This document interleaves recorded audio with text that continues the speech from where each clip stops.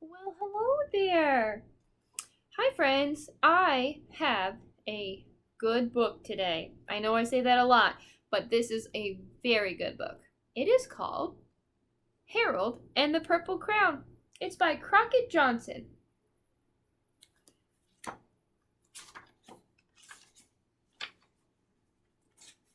It's a little book, so I'll try to hold it up close, okay? One evening, after thinking it over some time, Harold decided to go for a walk in the moonlight.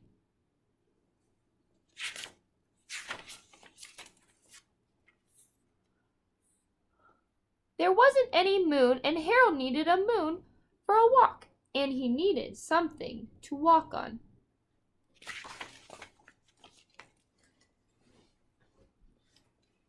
He made a long, straight path so he wouldn't get lost, and he set off on his walk, taking his big purple crayon with him. But he didn't seem to be getting anywhere on the long, straight path. So he left the path for a shortcut across a field, and the moon went with him. The shortcut led right to where Harold thought a forest ought to be.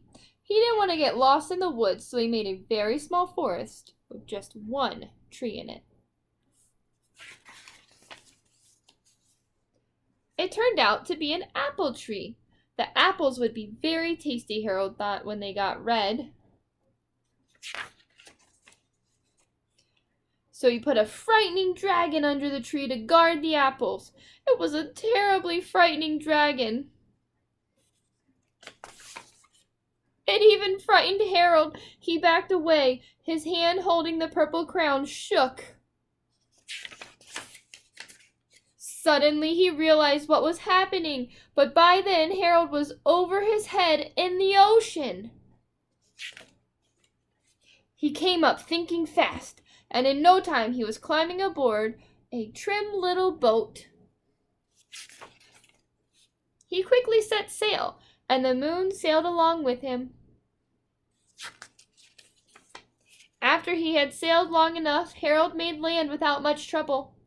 He stepped ashore on the beach, wondering where he was.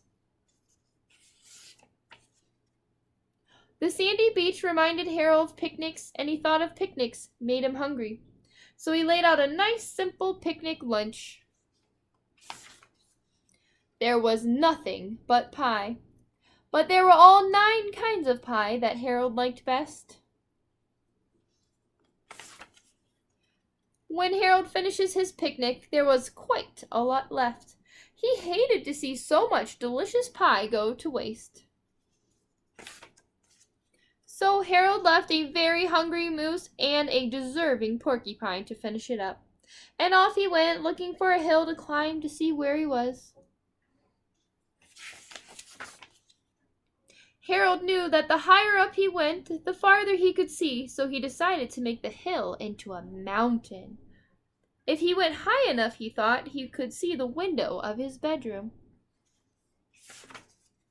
He was so tired, and he felt he ought to be getting to bed. He hoped he could see his bedroom window from the top of the mountain. But as he looked down over the other side, he slipped, and there wasn't any other side of the mountain. He was falling in thin air. But luckily he kept his wits and his purple crayon, and made a balloon, and he grabbed onto it. And he made a basket under the balloon, big enough to stand in. And he had a fine view from the balloon, but he didn't see his window. He couldn't even see a house. So he made a house with windows, and he landed the balloon on the grass in the front yard. None of the windows was his window.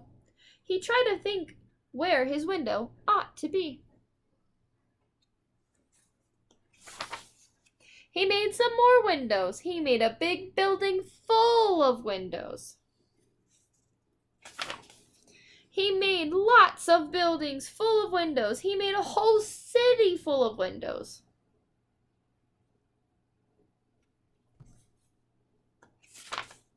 But none of the windows was his window. He couldn't think where it might be. He decided to ask a policeman. The policeman pointed the way Harold was going anyway, but Harold thanked him. After he walked along with the moon, wishing he was in his room and in bed, then suddenly Harold remembered.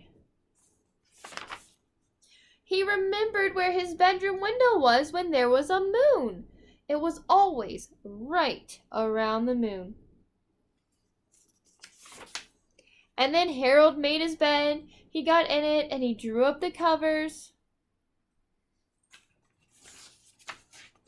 The purple crayon dropped to the floor and Harold dropped off to sleep.